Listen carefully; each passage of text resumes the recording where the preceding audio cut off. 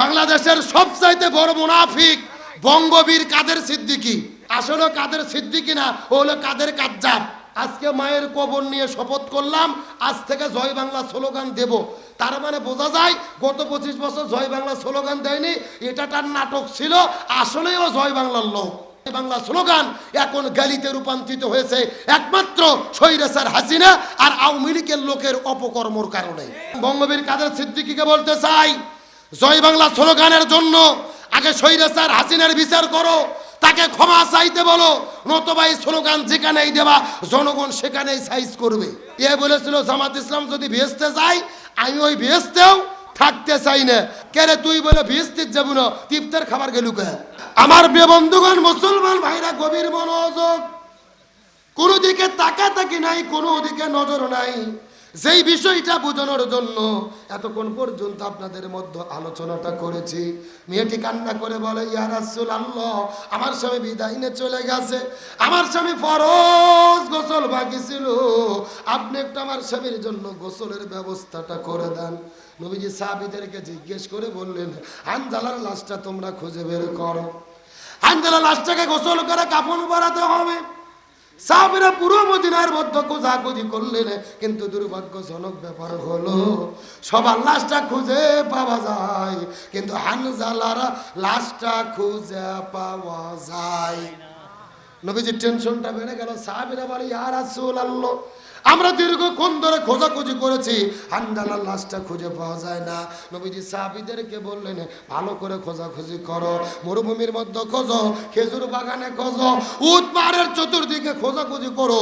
সাহাবীরা আবারও পুনরায় খোঁজাখুঁজি করা শুরু করলেন। সাহাবীরা আবার এসে বলে, ইয়া রাসূলুল্লাহ, আমরা দীর্ঘক্ষণ ধরে খোঁজাখুঁজি করেছি, হানজালার লাশটা খুঁজে পাওয়া যায় না। নবীজি নামাজ পড়তে পড়তে নামাজের সিজদায় চলে গেলেন। আল্লাহর কাছে ফরিয়াদ করে ডাকতে বলেন, আল্লাহ, সাহাবী হানজালা লাশের সন্ধান বের করে দেন, লাশের খোঁজটা দিয়ে দেন। নবীজি লক্ষ্য করে দেখেন আকাশের মধ্য থেকে ঝরঝর করে বৃষ্টি পড়তেছে। নবীজির টেনশনটা আরো বেড়ে গেল। আকাশের মধ্যে মেঘ নেই, কোথায় থেকে বৃষ্টি পড়ে? আমার নবীজি হাউমাউ করে কান্না করে করে করে করে সিজদার মধ্যে চলে গেছে।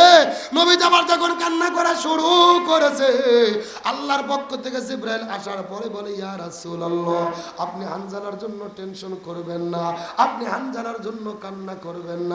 আপনার সাহাবী হানজালা বাসর ঘরে বউ রেখে ফরজ নামাজ বাদ দিয়ে, ফরজ গোসলটা বাদ দিয়ে উহুদের ময়দানে যুদ্ধ করতে চলে এসেছিল। যুদ্ধ করতে করতে জীবনটা শাহাদাত বরণ করে এই পৃথিবী থেকে বিদায় নিয়ে চলে গেছে।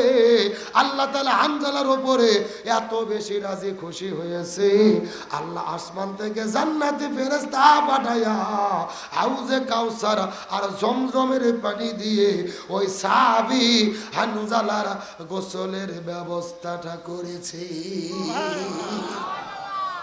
লিল্লাহি তাকবীর, লিল্লাহি তাকবীর। আমার নবীজি সিজদা থেকে ওঠার পরে মুস্কি মুস্কি হাসা শুরু করলেন। হানজালার বিবি ডাকতে বলে, ইয়া রাসূলুল্লাহ, এতক্ষণ পর্যন্ত হাউমাউ করে করে করে করে করে করে আপনি কান্না করলেন, এখন আবার কেন মুস্কি মুস্কি হাসতেছেন জানতে চাই। রাসূল ডাকতে বলে, নববধূ রে, আমি নবী, তুমি নবী না। আমি যা জানি তুমি তা জানো না, আমি যা দেখি তুমি তা দেখো না। তোমার স্বামী হানজালা এই জমিন থেকে বিদায় নিয়ে চলে গেছে।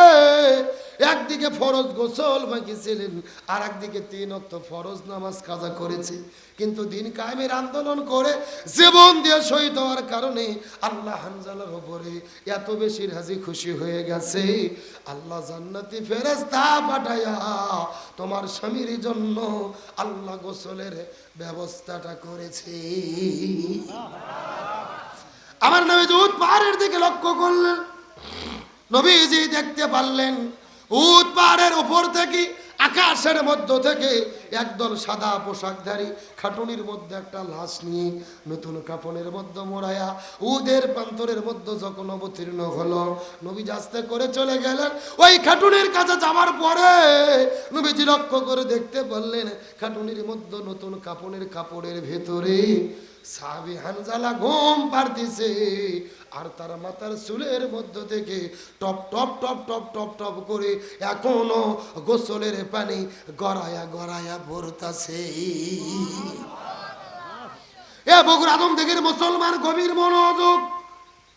দীর্ঘ 2 ঘন্টা ধরে এই আলোচনাটা আমি আপনাদের মধ্যে কেন করতেছি, কেনই বা করলাম, এই ঘটনার দ্বারা আমি আপনাদেরকে একটা শিক্ষা দিতে চাইলাম। সাহাবী হানজালা ফরজ গোসল বাদ দিয়ে, ফরজ নামাজ বাদ দিয়ে দিন কায়েমের আন্দোলন করে জমিনে লড়াই সংগ্রাম করে শহীদ হয়ে গেল। আর আল্লাহ তাআলা তার জন্য আসমান থেকে ফেরেশতা পাঠায়া গোসলের ব্যবস্থা করে দিল রে। তার মানে বোঝা গেল আল্লাহর কাছে ফরজ গোসলের চেয়ে ফরজ নামাজের চাইতে সব চাইতে দামি হলো এই জমিনের ভেতরে কোরআন বিজয়ের আন্দোলন করা। আরো জোরে বলেন। এই জন্য আল্লাহর কোরআন বলেছেন ওমা ওয়াসাইনা বিহি ইব্রাহিম ওয়া মূসা ওয়া ঈসা আন আকিমুদ্দিন ওয়ালা তাতাফাররাকু ফি।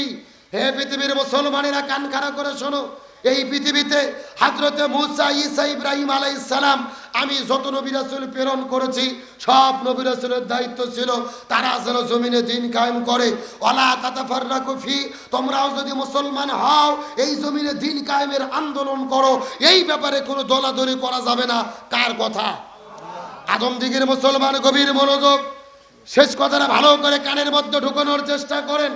এই কোরআনের 82 জায়গার ভেতরে আল্লাহ তাআলা বলেছেন আকিমুস সালাহ ওয়া আতুজ যাকাত, নামাজ কায়েম করো, যাকাত প্রদান করো। তবে নামাজ আর যাকাতের ব্যাপারে ওয়ালা তাতাফাররাকু ফি, তোমরা দলাদলি করো না, এমন কথা কোরআনের ভেতরে আল্লাহ কোনো জায়গায় বলেনি। আল্লাহর কোরআন বলেছেন ওয়ালিল্লাহি আলান নাসি হিজ্জুল বাইত, যদি তোমাদের সমর্থ থাকে হজ করো, তবে হজের ব্যাপারে ওয়ালা তাতাফাররাকু ফি, তোমরা দলাদলি করো না, এমন কথা আল্লাহ কোরআনে বলেনি। আল্লাহর কোরআন বলেছেন ইয়া আইয়ুহাল্লাযীনা আমানু কুতিবা আলাইকুমুস সিয়াম, রমজান মাসে রোজা ফরজ করলাম, রোজা রাখো, তবে রোজার ব্যাপারে তোমরা দলাদলি করো না, এমন কথা আল্লাহ কোরআনে বলেনি। কিন্তু আল্লাহর কোরআন বললেন আনাকিমুদ্দিন, তোমরা দিন কায়েম করো, ওয়ালা তাতাফাররাকু ফি, এই ব্যাপারে কোনো মত পার্থক্য করো না। আল্লাহ তাআলা কোন ইবাদতের ক্ষেত্রে ওয়ালা তাতাফাররাকু ফি বললেন না। এই জায়গায় কেন বললেন? তার মানে আল্লাহ খুব ভালো করে জানে পৃথিবীর ভেতরে নামাজ, রোজা, হজ, যাকাত, জিকির, তাসবিহ এইগুলো নিয়ে কোনো দলাদলি হবে না। যত দলাদলি হবে এই জমিনে কোরআন বিজয়ের আন্দোলন নিয়ে। আল্লাহর কথার সঙ্গে আপনারা একমত? জোরে বলেন একমত। এই যে আপনাদের আদমদীঘিতে এমনও বুড়ো চাচা আছে 80 বছর বয়স, কয় বছর? এইরকম খুন কোনো বুড়ো 80 বছর বয়স, মাথার টুপি, মুখের মধ্যে দাড়ি, সামনের কাতারে নামাজ পড়ে, হজও করছে 6 বার। এইরকম একটা হুজুর যাইয়া ওই চাচাক বলতেছে চাচা বাংলাদেশে কোরআনকে বিজয় করতে হবে, কোরআন দিয়ে বাংলাদেশ চালাতে হবে। এই চাচা নামাজ পড়তে পড়তে লাফ দিয়ে উঠে বলতেছে এই হুজুর রাজনীতি করে রে। কথা কন, কথা কন। তার মানে ওর কাছে নামাজ, রোজা, হজ, যাকাতকে রাজনীতি মনে হয় না, দিন কায়েমকে রাজনীতি মনে হয়। তার মানে ওর কাছে নামাজ, রোজা ভালো লাগে, আল্লাহর জমিনে আল্লাহর কোরআনের আইন ভালো লাগে না। একেবারে সোজা কথা। যার কাছে নামাজ, রোজা, হজ, যাকাত ভালো লাগে, আল্লাহর জমিনে আল্লাহর দিন কায়েম ভালো লাগে না, এরাই হলো টাটকা মুনাফিকের গোষ্ঠী। তার কারণ মুনাফিকের সর্দার ছিল আব্দুল্লাহ ইবনে উবাই। মুনাফিকের সর্দার কেন হলো? রসুলের পিছে নামাজ পড়তো, মাথায় টুপি, মুখের মধ্যে দাড়ি, হজ করছে 6 বার। মুনাফিকের সর্দার হওয়ার পেছনে কারণ হলো 2টা। 1 নম্বর নবীর নেতৃত্ব মানেনি, আর 2 নম্বর জমিনে দিন কায়েমের বিরোধিতা করেছে। সুতরাং নবীর নেতৃত্ব না মেনে জমিনে দিন কায়েমের বিরোধিতা করে আব্দুল্লাহ ইবনে উবাই রাসূলের পিছে নামাজ পড়ে, হজ করে, যাকাত দিয়ে যদি মুনাফিকের সর্দার হয়, এই বাংলাদেশে মুসলমান পরিচয় দিয়ে দিন কায়েমের বিরোধিতা করবে যারা, মনে করবেন মুনাফিকের খালাতো ভাই তারা। এরকম মুনাফিক বাংলাদেশে আছে না নাই? আরো জোরে বলেন আছে না নাই? বাংলাদেশের সবচাইতে বড় মুনাফিক বঙ্গবীর কাদের সিদ্দিকী, নাম শুনছেন না? ওর নাম হলো কাদের সিদ্দিকী। আসলে কাদের সিদ্দিকী না, ও হলো কাদের কাজ্জাব। আজকে বক্তব্য দিয়েছে যে গত 25 বছর আমি জয় বাংলা স্লোগান দেইনি, আজকে মায়ের কবর নিয়ে শপথ করলাম আজ থেকে জয় বাংলা স্লোগান দেব। তার মানে বোঝা যায় গত 25 বছর জয় বাংলা স্লোগান দেয়নি, এটা তার নাটক ছিল, আসলেই ও জয় বাংলার লোক। কথা কন না গা, ভালো করে বোঝেন, রাগ করবেন না। আমি জয় বাংলার বিরোধী আমিও ছিলাম না। জয় বাংলা বাংলাদেশের মুক্তিযুদ্ধের স্লোগান। বাংলাদেশের মুক্তির স্লোগান, এই দেশের স্বাধীনতার স্লোগান, কিন্তু জয় বাংলা স্লোগান এখন গালিতে রূপান্তরিত হয়েছে একমাত্র স্বৈরাচার হাসিনা আর আওয়ামী লীগের লোকের অপকর্মর কারণে।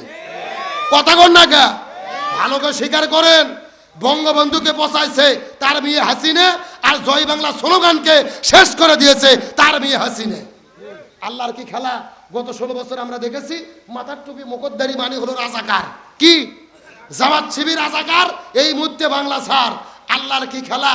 যেই রাজাকার ডায়লগ দিয়ে গত 16 বছর আলেম ওলামাদেরকে জেলেবন্দি করেছে, কষ্ট দিয়েছে, ওই এক রাজাকারের ডায়লগ দিয়েই আল্লাহ স্বৈরাচারকে দেশ ছাড়া করছে। ও শুধু বলেছিল মুক্তিযুদ্ধের নাতিপুতি চাকরি পাবে না, তে রাজাকারের বাচ্চারা চাকরি পাবে।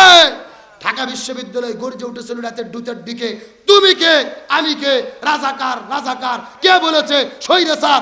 যেই ডায়লগ দিয়ে আমাদেরকে কষ্ট দিয়েছো, ওই ডায়লগ দিয়ে আল্লাহ তোমাকে দেশ ছাড়া করেছে।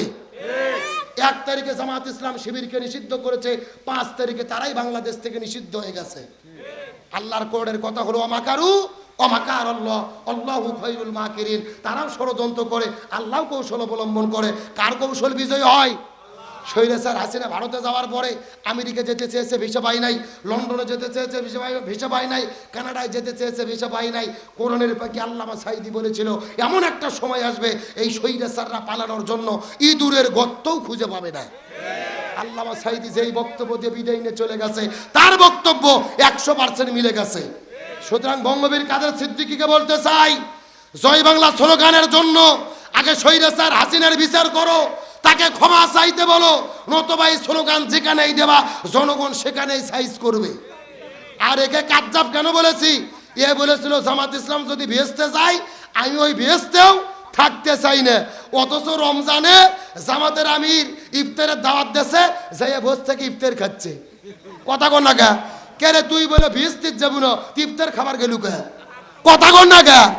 আর রাসূল বলেছেন মুনাফিকের আলামত হলো 3টে, কথা বললে মিথ্যে বলে, ওয়াদা করে ভঙ্গ করে, আমানতের খেয়ানত করে।